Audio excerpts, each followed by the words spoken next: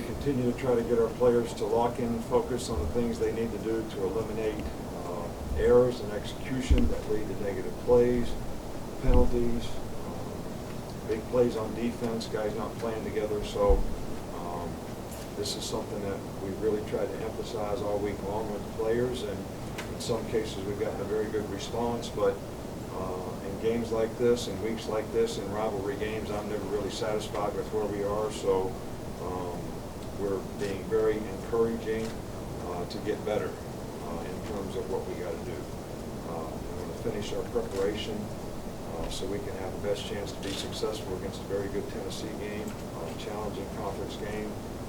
Like I've said before, you know, rivalry games are always a little bit different. It really doesn't make any difference what your record is or what your stats are.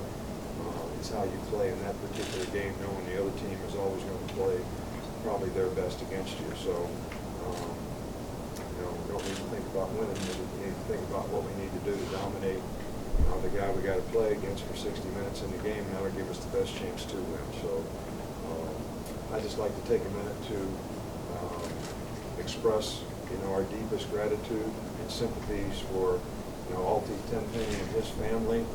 You know, Alti was a part of our family here and is special to a lot of people and good friends with a lot of our players.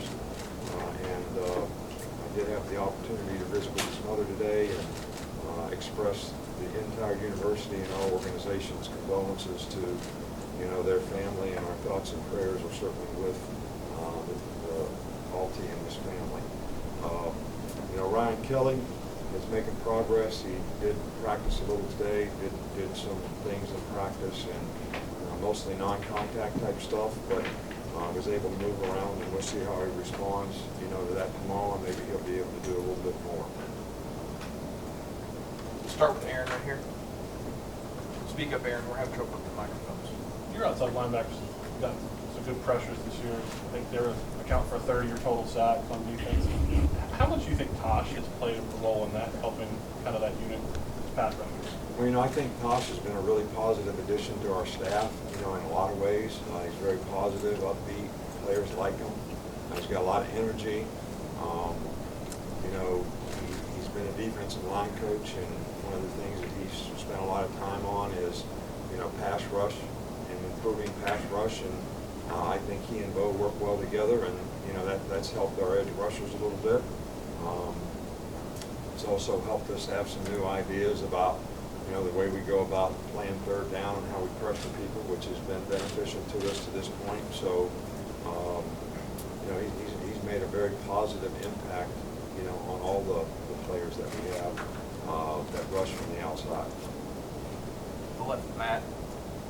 Coach, how is Bruce Scarborough coming along? How much closer do you think he is to being able to play and get back to you guys? Well, Bo's getting better and better every week. You know, I see, you know, the speed coming back. I see the burst coming back. Biggest thing, you know, is we got to get him up to speed on knowing what to do, and you know, getting him enough reps in practice to get him ready to be able to play in the game. Although I do think he's ready to play in a game now. I do think he can make a contribution, and you know, that's coming sometime soon. You know, he's also, we're trying to work him in the special teams and get him up to speed on what he needs to do to be able to contribute there, because he would be a very good special team player for us. Front right with Mark.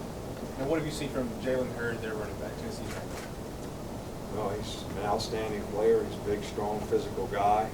Runs with a lot of competitive character and toughness. He's hard to bring down. He breaks a lot of tackles. Really tenacious in the way that he carries the ball. And it's certainly going to be a challenge for our defense to tackle well in this game, especially the way he runs, the way Alvin runs, the way quarterback runs. You know, all those guys, when you watch the film, there's a lot of people miss a lot of tackles, and they're creating that. So it's going to be a real challenge for us to tackle well in this game against some very good players. A couple more, Michael and Kurt. Just when you got to Alabama, when did you learn about this Tennessee rivalry, and what did it mean to you when you first got here? Well, you know, I always knew Alabama, Tennessee was a big rivalry. I mean, I think, you know, kind of grow up knowing USC and UCLA is a rivalry, and Ohio State, Michigan's a rivalry, and You know, you kind of get the Alabama Auburn. You kind of know Texas A&M used to be a rivalry. So, but you really know that, but you don't until you experience it firsthand. You really don't understand the magnitude because you're not really involved with the people who are involved in the game on both sides and what it means to so many people. You know, especially. You know, some of the people that have been Alabama supporters for a long time because the history and tradition of this game that goes way, way back to some great coaches like Coach Bryant and some of the coaches that they've had at Tennessee. So I understand firsthand the importance of this game, and I'm hopeful that, you know, our team and coaches, you know, all understand it just like, you know, we need to be able to be motivated to play our best.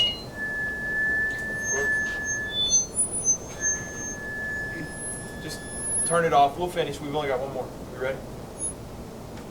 Right here with Alex. Nick, there was a stat that came out last week about Alabama's played 25 ahead of the A&M game, 25 games since 2007 against teams coming off byes, more than 10 more than anybody else in the country.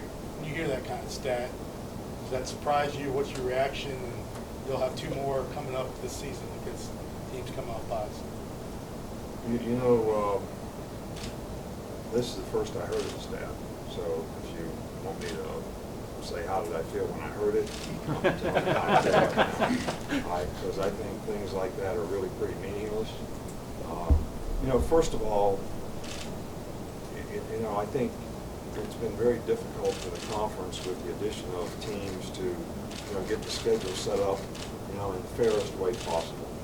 And I'm sure that everybody in the conference office tries to do that in the best, most equitable way that they can for all the schools and all the teams. So I don't question that at all.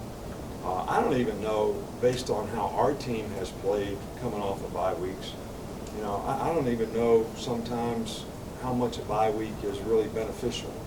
You know, I think that, you know, sometimes when your team is really playing well and you're on a roll and you're in a rhythm, that you just like to keep playing.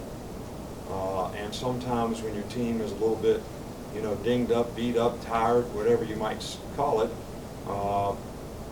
it's sort of a welcome,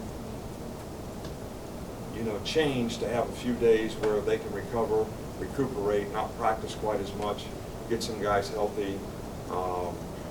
So if you don't totally understand the circumstance that every one of these situations sort of bring, you can't really assume that it's an advantage or a disadvantage, you know, for a team to have a bye week. Now, I'm sure you've got some other stat that would prove me wrong in saying that. I'm just going on how our team has responded, you know, when we have bye weeks. Thanks. Thank you, Coach. All right.